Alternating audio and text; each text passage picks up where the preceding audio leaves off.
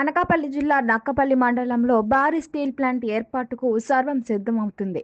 ఈ ప్రతిష్టాత్మక ప్రాజెక్టు శంకుస్థాపన జరగనున్న ప్రాంతాన్ని రాష్ట్ర హోంమంత్రి వంగలపూడి అనిత అధికారులతో కలిసి క్షేత్రస్థాయిలో పరిశీలించారు. సుమారు 1.5 లక్షల కోట్ల భారీ పెట్టుబడితో ఆల్సెరర్ మెటర్ నిప్పల్ స్టీల్ సంస్థ ఈ గ్రీన్ ఫీల్డ్ స్టీల్ ప్లాంట్ను ఇక్కడ నిర్మించనుంది.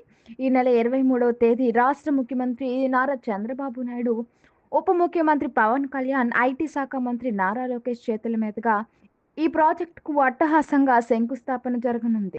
2 దశల్లో నిర్మించనున్న ఈ ప్లాంట్ ద్వారా 2034 నాటికి ఏటా 24 మిలియన్ టన్నుల ఉక్కు ఉత్పత్తి చేయడమే ప్రభుత్వ లక్ష్యం.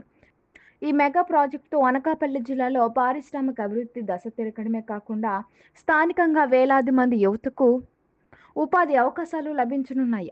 అదే సమయంలో పర్యావరణంపై పడే ప్రభావం గురించి కూడా స్థానికంగా చర్చలు జరుగుతున్నాయి.